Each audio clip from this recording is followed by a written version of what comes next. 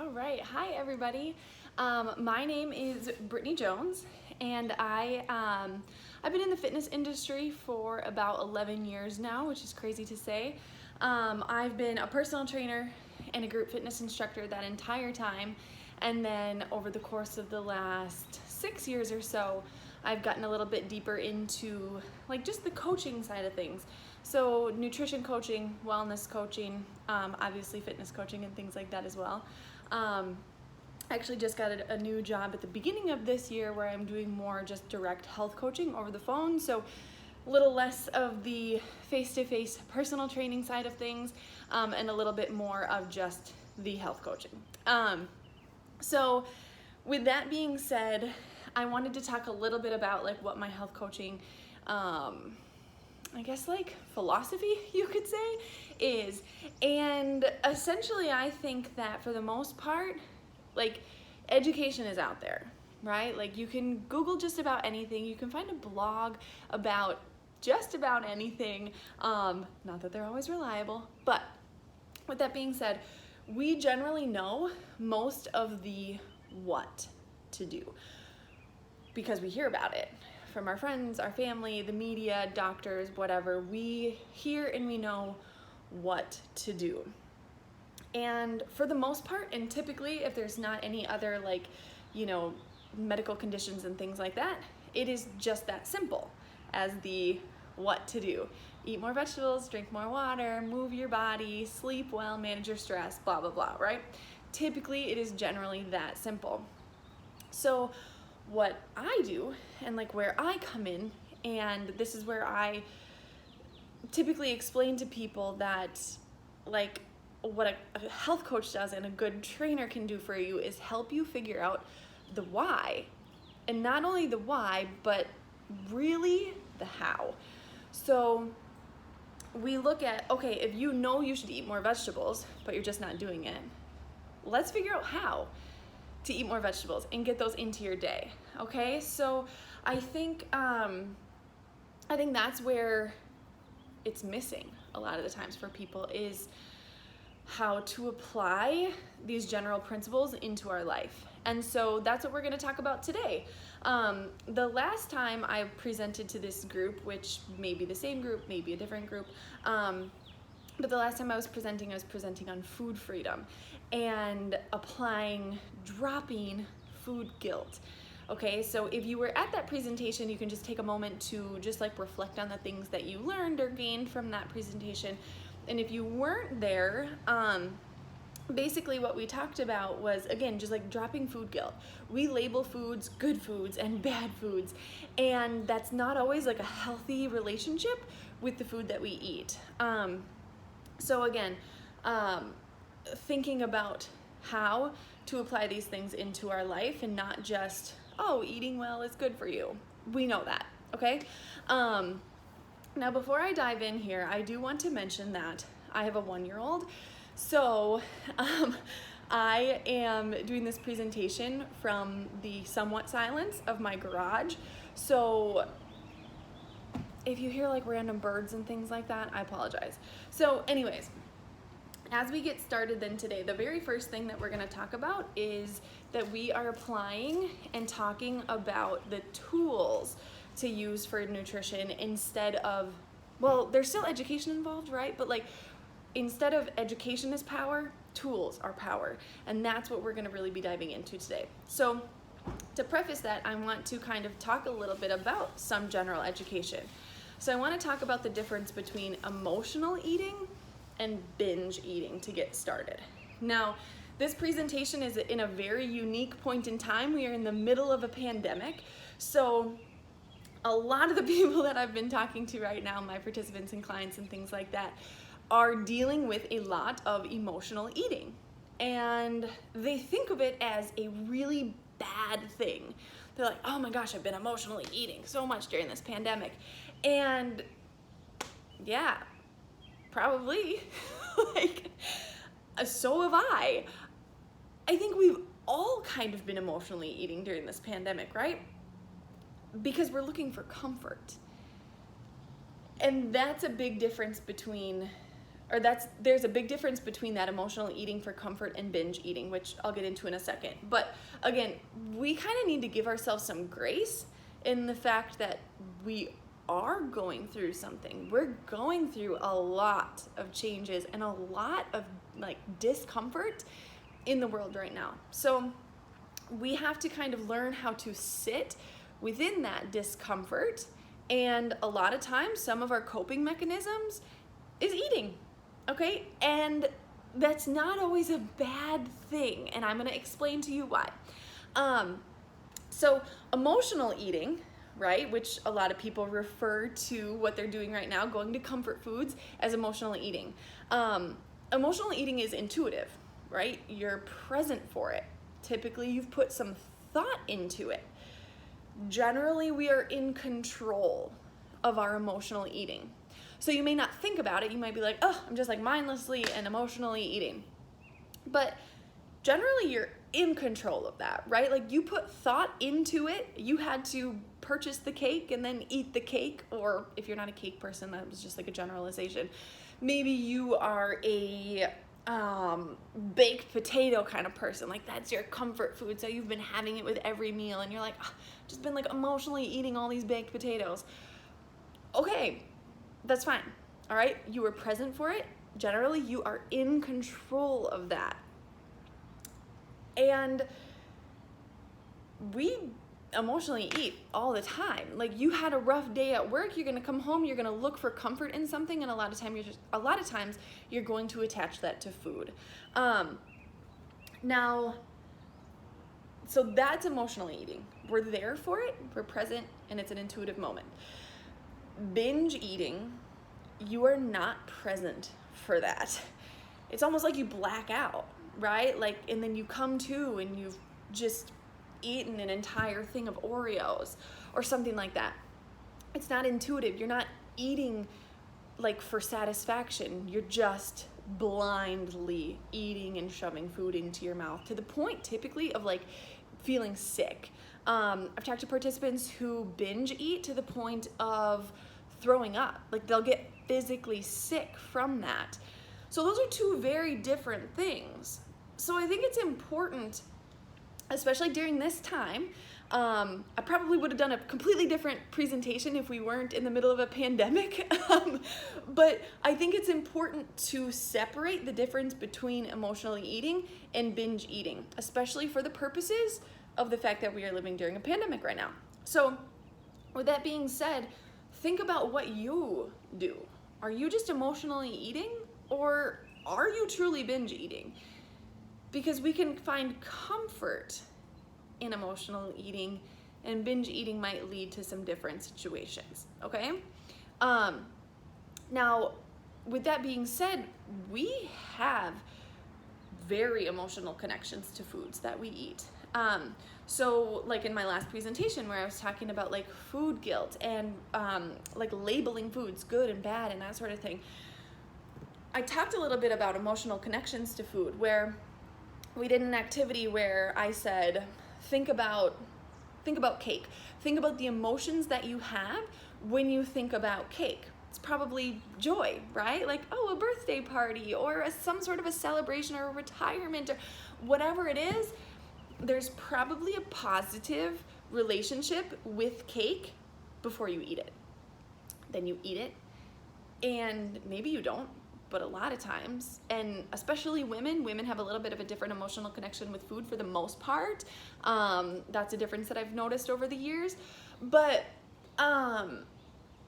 a lot of times we like eat the cake and then we feel bad about it. And then we've got this like negative relationship with this food, but it was just positive. So like, where's the change and what happened, right? So we have these emotional connections to food, and instead of trying to ignore that, we just have to be aware of that. We have to be aware that we have these emotional connections to food, and they don't always have to be viewed negatively. Okay, they don't always have to be viewed negatively. I'm gonna give you the okay to eat not whatever you want and how much you want, right? But like, you can eat what you want. There just has to be balance. We still have to fuel ourselves with healthy food. You still have to eat the vegetables. You still have to drink the water. But that doesn't mean that you can't eat the like yummy, delicious, savory foods that you enjoy too, okay?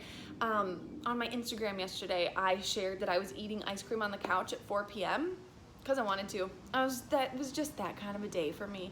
And it was okay because I don't put I don't put any food rules on myself besides fueling myself first. Okay, and having that always be the number one priority is making sure that my body is fueled to run the best, okay? And feel the best too, because we don't feel good when we feel like crap, okay? And bloating and things like that, those things happen after you eat. So I think there's just this balance, and we have to get comfortable with that balance. So again, I think the biggest things with this is just being aware of our emotional connections to food, being aware, are we emotionally eating or are we binge eating? And then what can you do about that? And everybody's different, right? So like the things that you can do about that might be different from somebody else's, and we'll get into that in a second. But not only do we have to be aware, we have to be mindful. So we bring that awareness. Okay, I'm aware of this situation happening. Now we have to be mindful of, how are we going to move forward? What am I going to do next in order to take care of me and take care of my health?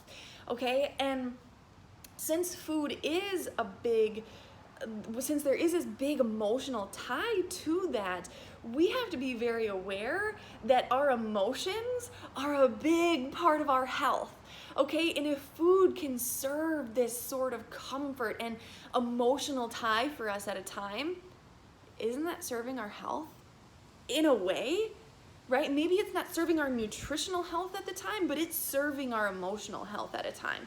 Okay, so we can use that, and now we can say, okay, well, let me also serve my nutritional health by doing X, Y, Z. And that can be different for everybody. Maybe it's having a salad with your dinner that you weren't maybe gonna have before, but you thought, you know what, I had ice cream at 4 p.m., so I'm gonna have a salad with my dinner tonight. Like, whatever it is, okay?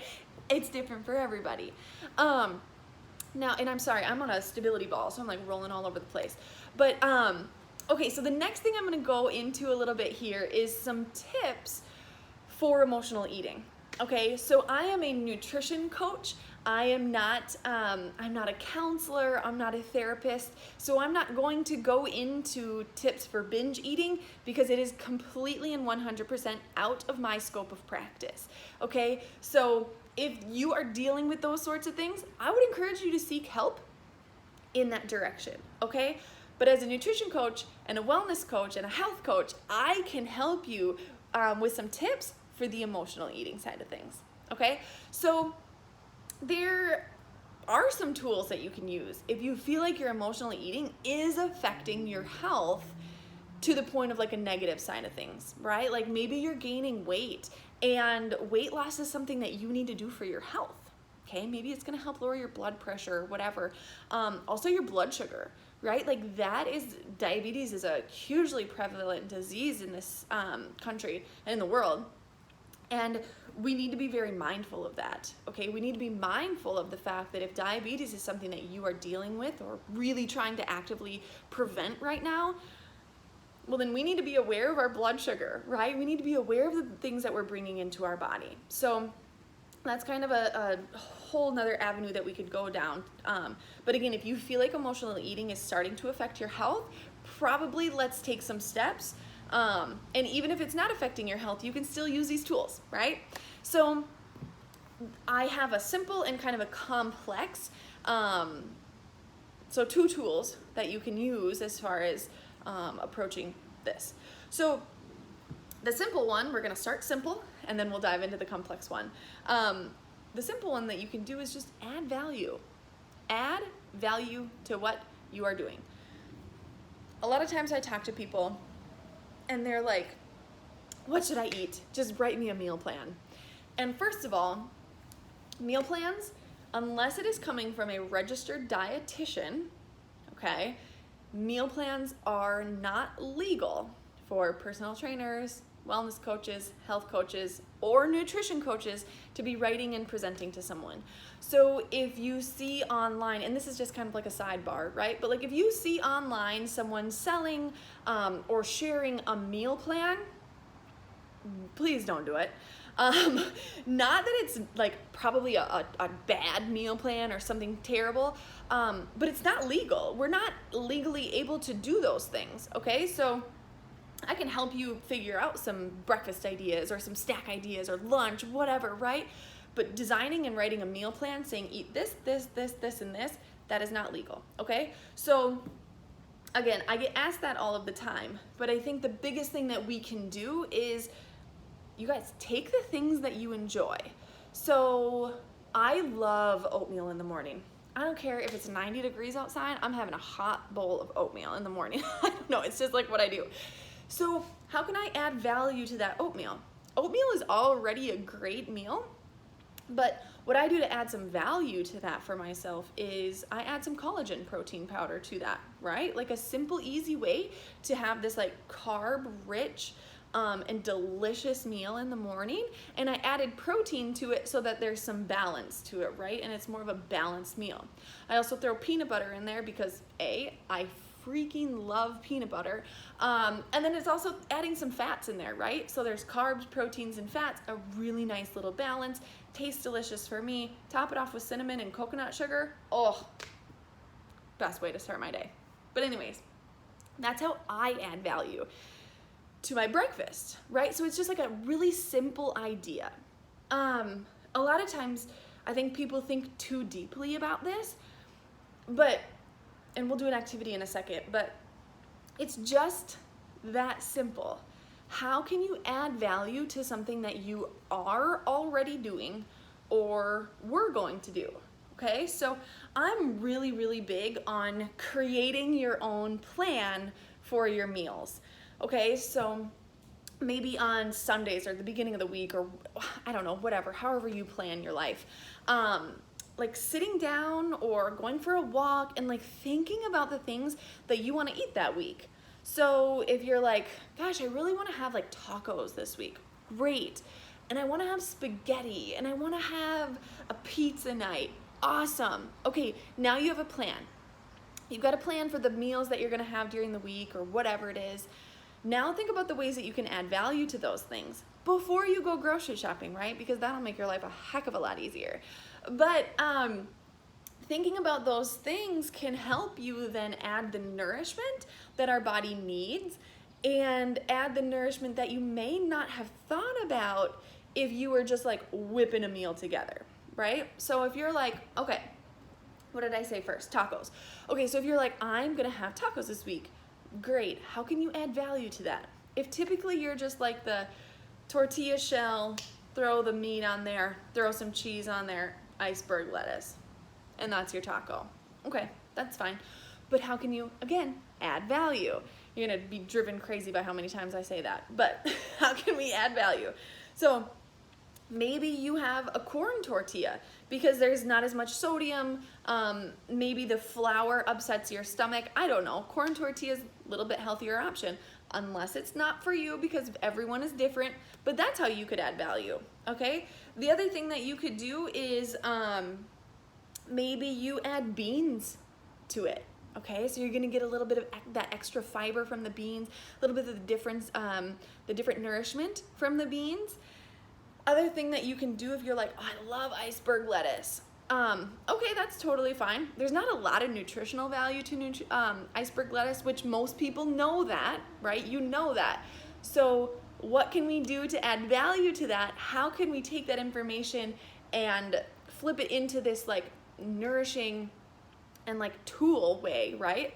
Cut up some spinach, mix it into your iceberg lettuce, then throw it on, okay? No idea how many times I've told people that and they're like, oh God, I could probably actually get my husband to eat it or my kids to eat it if I just cut it up really small and threw it in. Absolutely, yeah, like just trick them, they don't need to know. And you don't need to know, right? Like just do it and put it in there and don't think about it. And then you could also just add extra vegetables, right? Like throw some onions on there. Maybe you make like a mango corn relish or something. I don't know. Like add value to it. Maybe you make like homemade guacamole, or it doesn't have to be homemade, whatever. Add some avocados on there. Again, we're just adding value. What's the value that you're gonna bring to that? Okay? Next, spaghetti, right? Like, what are some things that you could do to spaghetti? Maybe you cut up vegetables and throw it into the sauce. Even if you're like, I'm not making my own homemade sauce, me neither, okay? Like, out of the jar, or whatever it is, that is me, okay? Simple, easy, But that doesn't mean I can't like cut up some onions and peppers and things like that and throw it in. You can also use different types of noodles, right? Black bean noodles are surprisingly really good. And I think in a serving size, which I never know pasta serving size is like how much, I don't know. But I think there's like 14 grams of protein in one serving of black bean pasta, which is like, what? There's like 1 or 2 in like regular flour pasta or whatever. Anyways, so there's black bean pasta, there is lentil pasta, there's chickpea pasta, which when you're cooking chickpea pasta, be careful because it foams up a lot, so like just be prepared.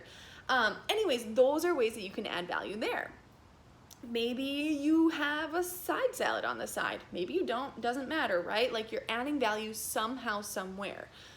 Same thing with a pizza night. You can always cut vegetables up, throw it on your pizza, then put it in the oven. Have a side salad on the side. Or maybe instead of having the pop that you usually have with your pizza night, maybe you're gonna have water instead. Like, there's ways to do it. We just have to be aware, be mindful, and then figure out how to do it for you. And not only that, but like, you also have to enjoy it too. So like, don't put broccoli on your pizza if you don't like broccoli. Like, ew, right? Like, be smart about it, know yourself, and then move forward, okay? So what I want you to do, I don't have a handout or anything prepared for you guys because I just wanted you to be able to like scribble on a sheet of paper. So I want you to take out like a scratch piece of paper right now, and I want you to think of 3 to 5 things that you kind of lean into for your comfort foods. And especially right now, because I want this to be something that you can utilize like this week or today. Think about some of those comfort foods that you lean into, okay? Whether it's snacks or meals or whatever it is, what are you leaning into lately that is your comfort foods and that you feel like you are maybe emotionally eating?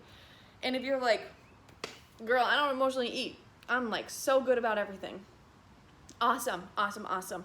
Maybe just write down like 3 of your like go-to meals that you have typically during the week, and then see how you can add even more value to that, okay?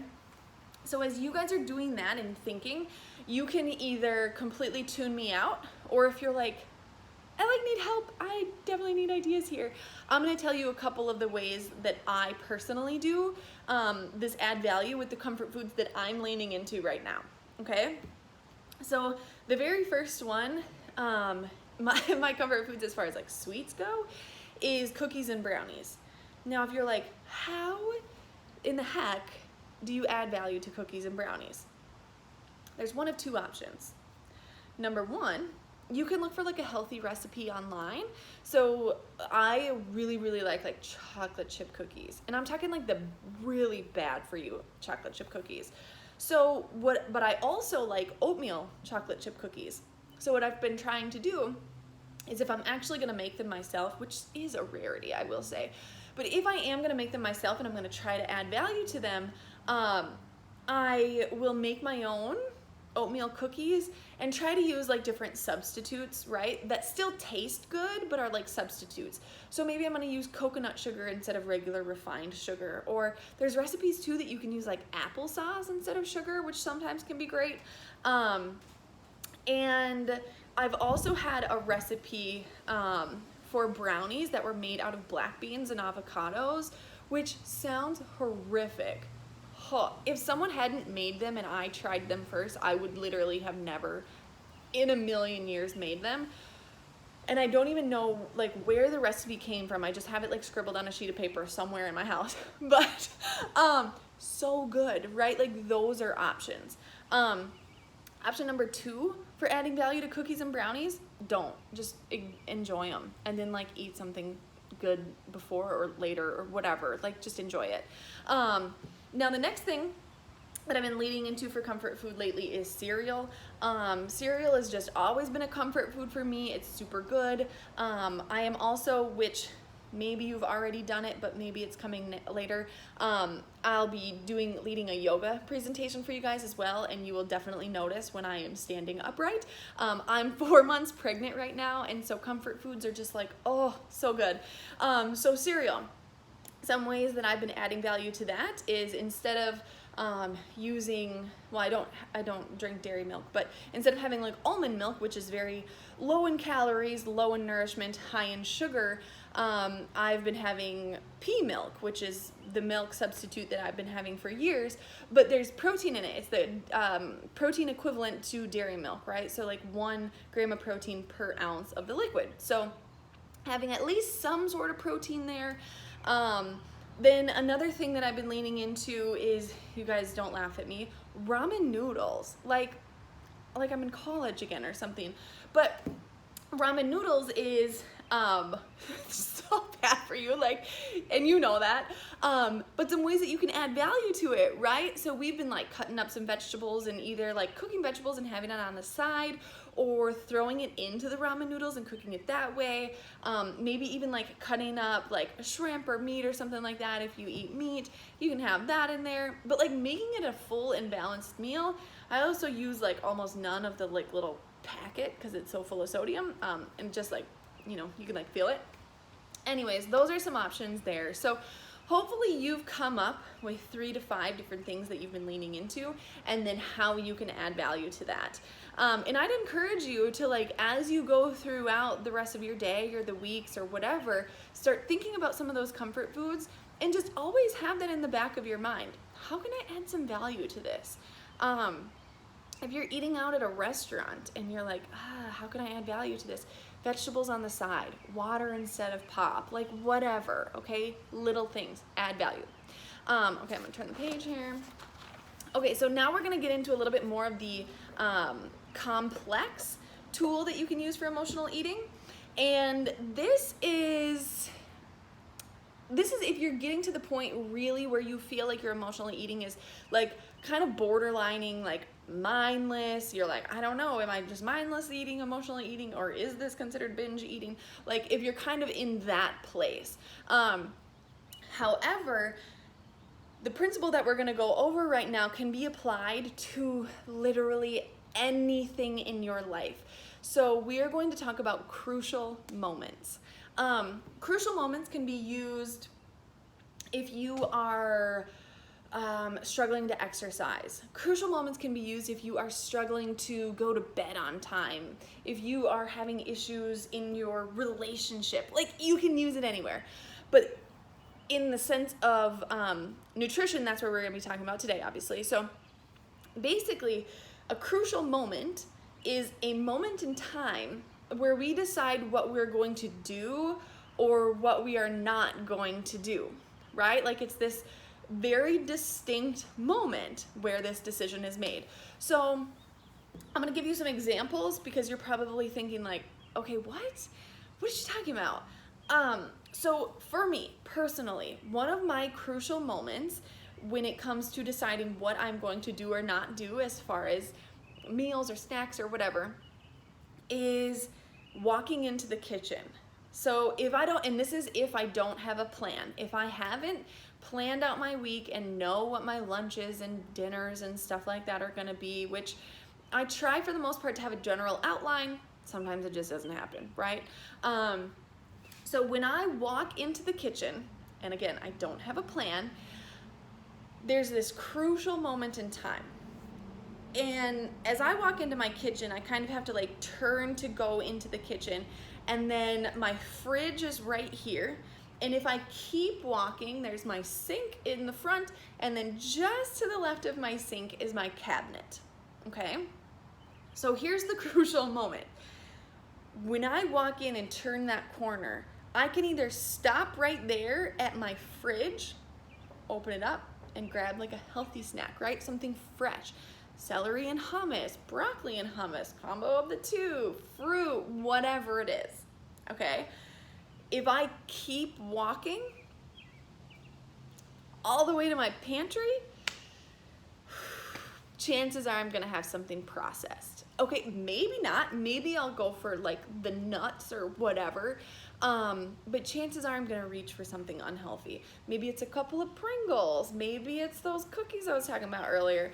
Maybe it's, I don't know, like a fruit snack. Like, okay, so that's my crucial moment, is right when I walk in and turn. Do I stop at the fridge or do I keep going? And there's a very distinct moment in time that I get to make that decision. And again, this is if I don't already have a plan.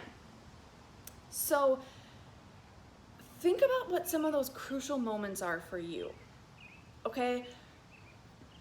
What can you do to act on those crucial moments if you need to?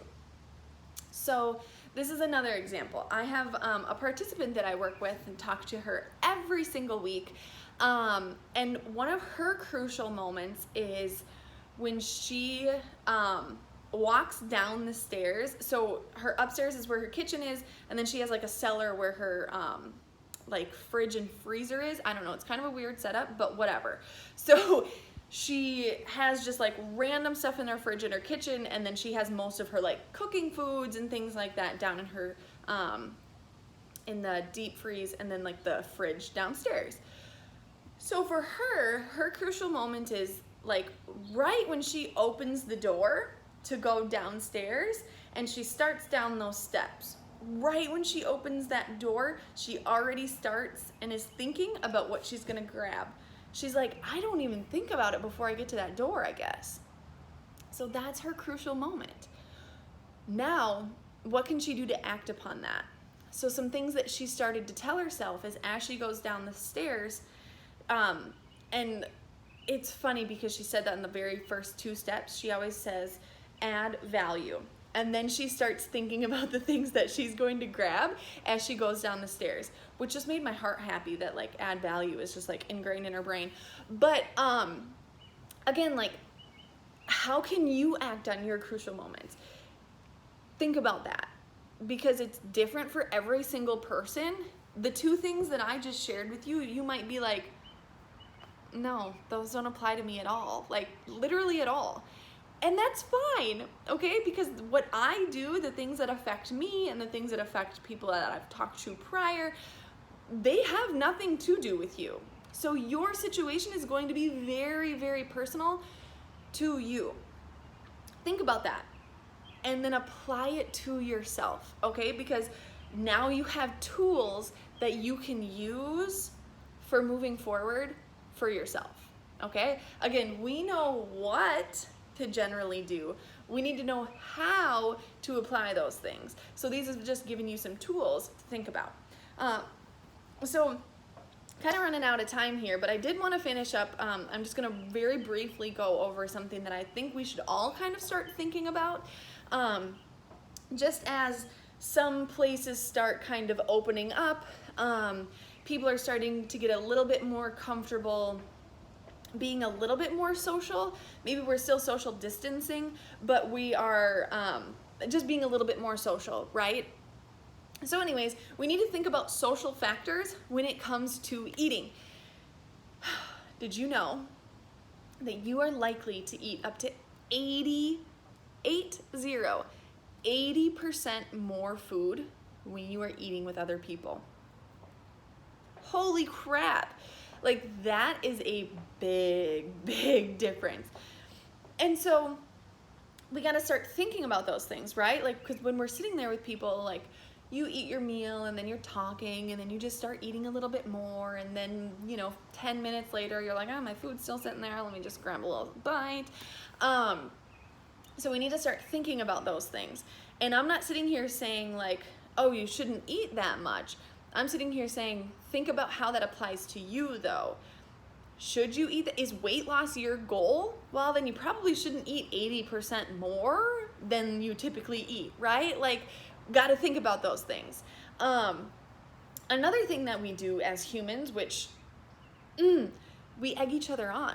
Oh, are you not going to eat all that? Oh, geez, what are you on a diet? Like, Can we please stop doing that? Like, as in humanity, can we please stop doing that?